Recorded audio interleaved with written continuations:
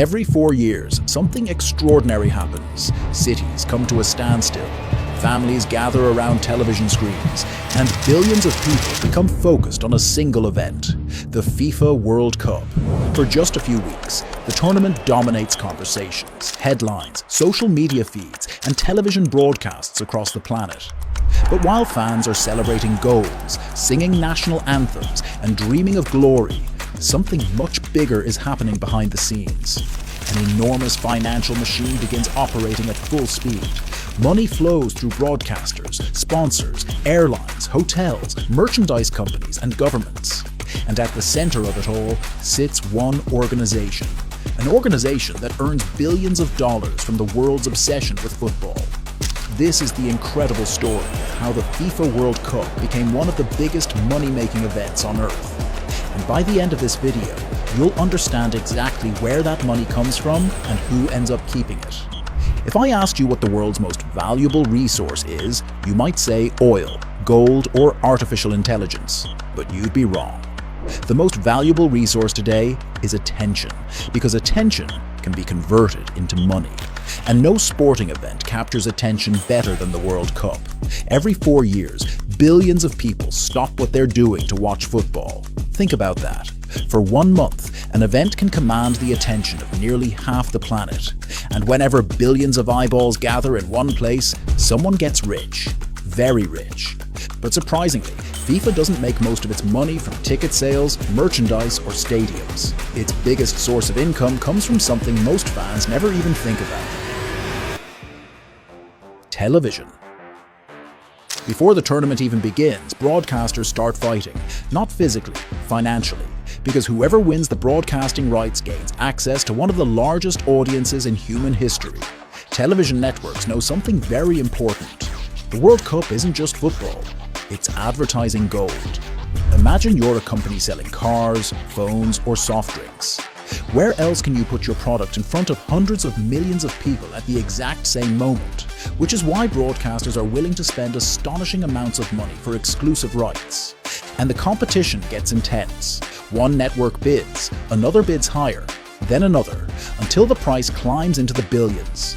And here's the crazy part. FIFA earns much of this money before the tournament even starts. Before a single goal, before a single ticket, and before a single fan enters a stadium. The money is already flowing, but television is only the first piece of FIFA's money machine. The next one is even bigger than most people realize. Look closely during a World Cup match.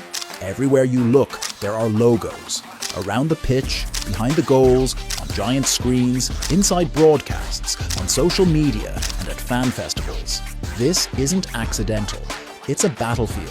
Because companies know that the World Cup offers something almost impossible to buy anywhere else: global visibility. A sponsor isn't paying for a logo. They're paying for billions of impressions. They're paying to be associated with victory, passion, and unforgettable moments.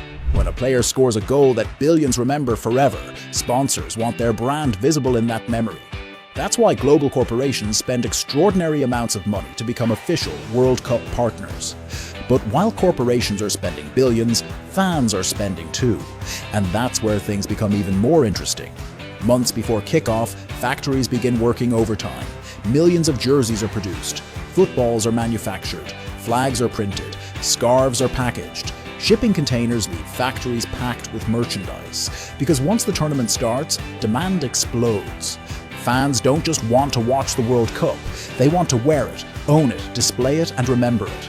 For manufacturers, the World Cup is like a retail supernova, a sudden explosion of demand occurring across dozens of countries simultaneously. And every item sold adds more fuel to the money machine. But there is one thing fans want even more than merchandise: a seat inside the stadium. And getting one isn't easy.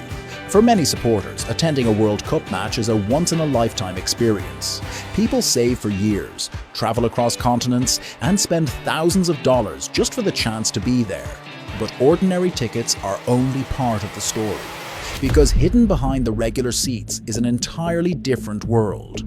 VIP lounges. lounges, private hospitality suites, luxury experiences, and exclusive access. Some corporate packages cost more than many people earn in an entire year. Executives entertain clients. Companies build relationships. Deals get discussed, all while a football match is happening just a few meters away. And while FIFA earns billions from these opportunities, host countries are often spending billions to make the tournament possible, sometimes far more than they ever recover.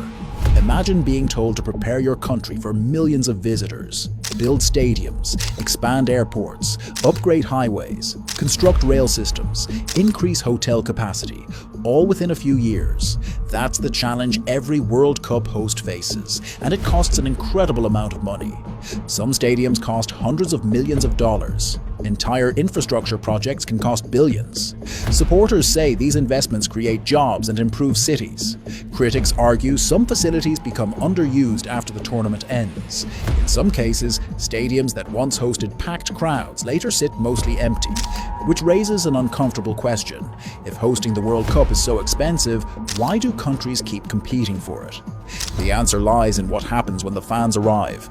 The moment the tournament begins, money starts moving everywhere.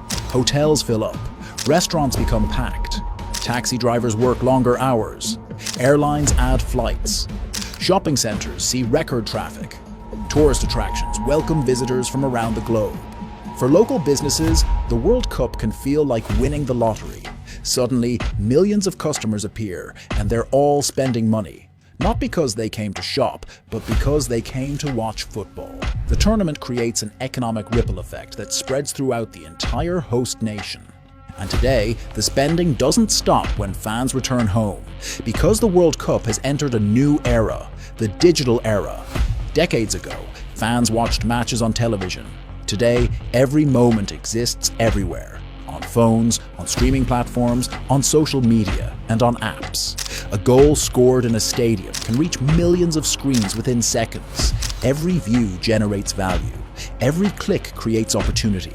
Every share expands the audience. The World Cup is no longer just a sporting event. It's a global content machine operating around the clock, generating attention every second. And attention, as we've already learned, is where the money begins.